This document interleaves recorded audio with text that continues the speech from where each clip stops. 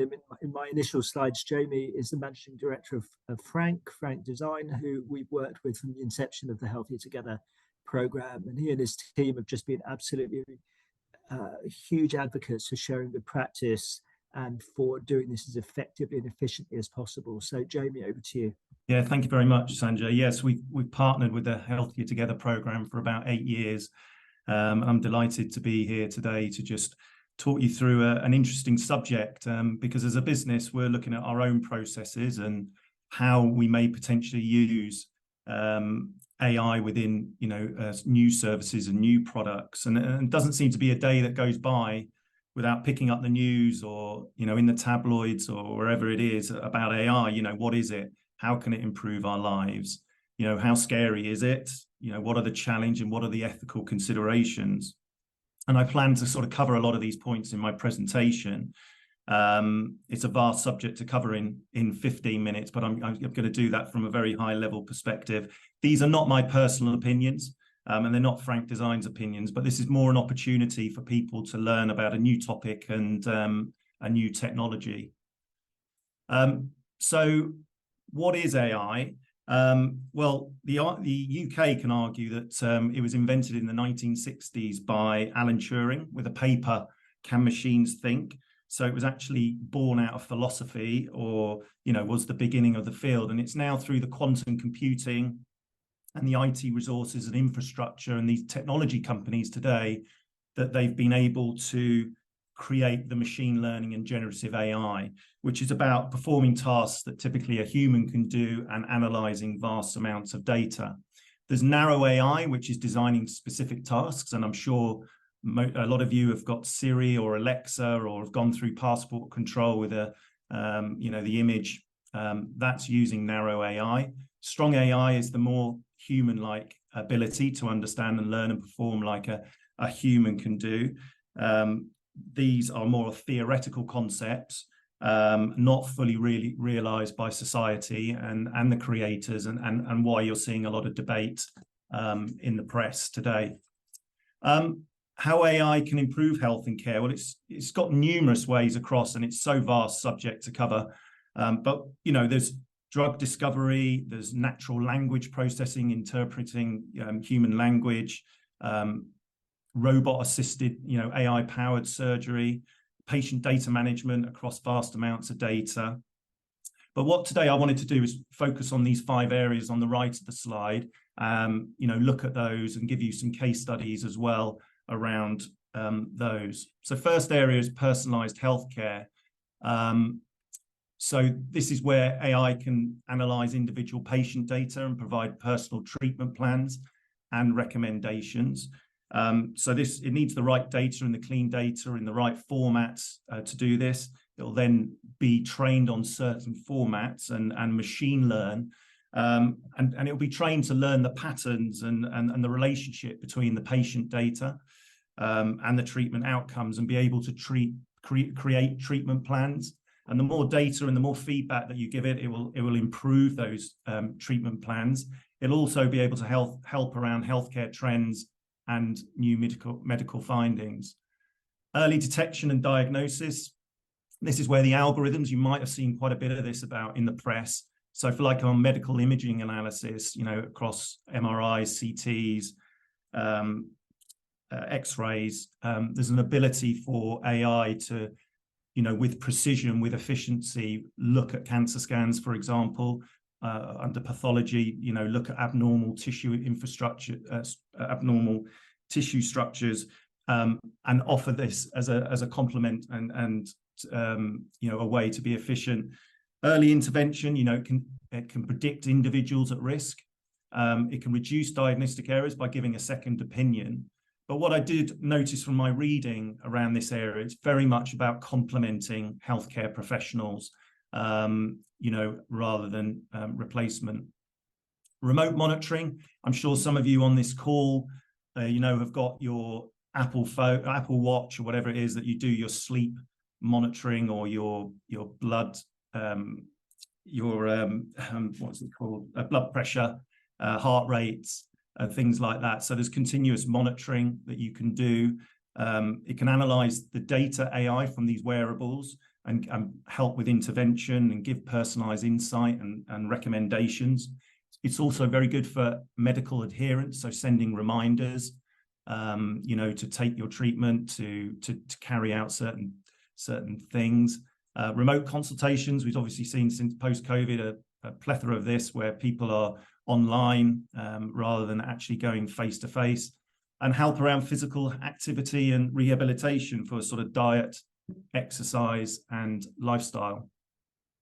Predictive analytics, so this is where it's been a powerful tool in helping to predict disease outbreaks, such as influenza or COVID-19. I would like to read into that a lot more detail about COVID-19 and the impact. There were so many papers online about that.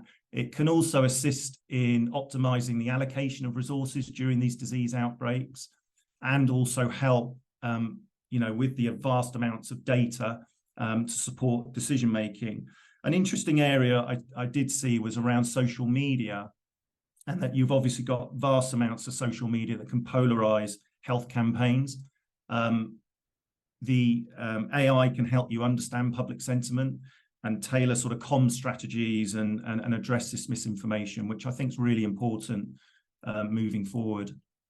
Virtual health assistants, this is to provide convenient and reliable healthcare support, so in an accessible way, and make informed decisions about your health and well-being. This is an area that with the Wessex programme, ourselves and IBM, we actively investigated. There's a couple of photos here where we were down on the south coast and going through, looking at building a proof of concept around sick children with fever, and using the Watson virtual assistant, which you can see in the far right image is the proof of concept that sits on Sanjay's website. We showed that you could do voice recognition and use a number of languages as well. My colleagues at IBM are talking about that this afternoon, so I'm not going to go through that in any detail here. And they're speaking, I think, about 2 o'clock in the shared business practice.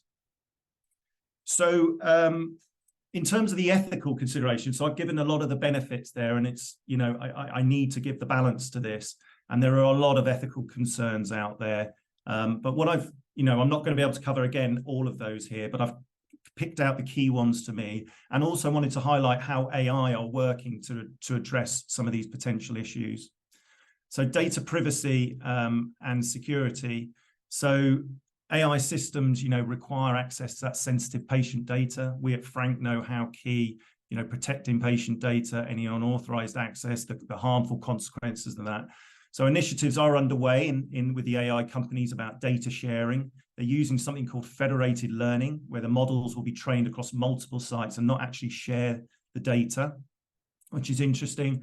Biases and fairness. The AI algorithms can inadvertently perpetuate and amplify biases in the data they're trained on. So you could have unequal access, inaccurate diagnosis for certain demographic groups. So ensuring fairness and preventing bias look to me one of the biggest challenges that they have, and they're working on techniques to mitigate this bias. Diversifying training data, using different algorithms, and conducting audits of the system for potential biases. So that could take time, it seems to me, to get where people become comfortable with that. Transparency and accountability. Obviously, you as healthcare professionals, you need to be completely confident in the technology. There can't be any mistrust. As it says here, 100% belief. They are developing AI models that will provide explanations for their decisions. And there's research in something called XAI to make it more transparent and interpretable to healthcare professionals. So they are working on that. The collaboration between the patient and AI, obviously there's a lot in AI is automated decision making, and the patient needs to not feel neglected or devalued. So they've got the right to understand and have an informed consent for such of these decisions. So having the patients being aware is absolutely crucial. They've got to have the ability to opt out. So the AI companies, again, looking at standardizing data formats, interoperability protocols, and AI model evaluation to try and address this. Job displacement and training. So again, scare stories around how AI technologies could replace jobs.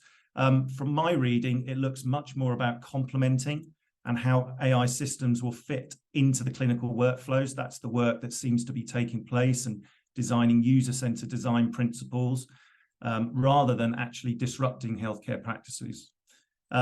Equitable access, infrastructure and resources to give access across the different regions or healthcare settings. This has always been absolutely to the heart of Healthier Together in all the years I've been involved, reaching underserved populations.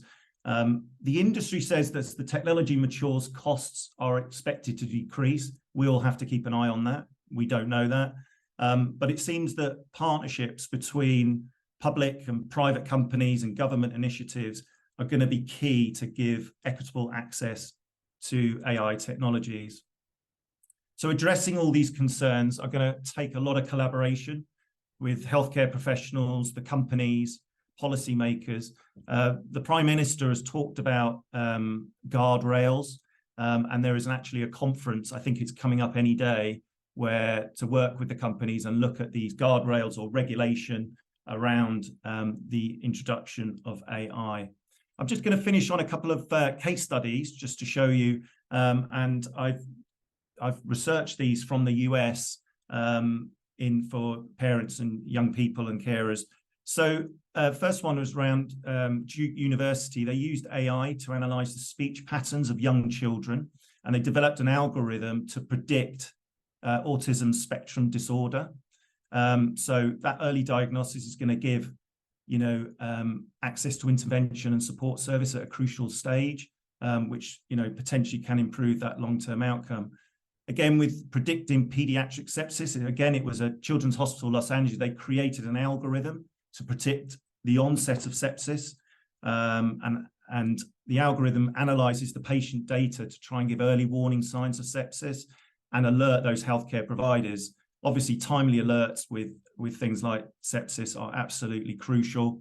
There was an article even in the Sunday Times that was reading about a young child, an adult that died during sepsis, and that critical early stages is so key. So again, intervention and support services are absolutely key for the long-term outcome. Treatment plans for childhood cancer. St. Jude's Children's Research Hospital partnered with Microsoft.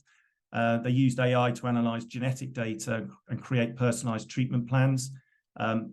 These treatment plans were for the child's unique genetic makeup. So they argue that it minimizes side effects and increases the chances of outcomes.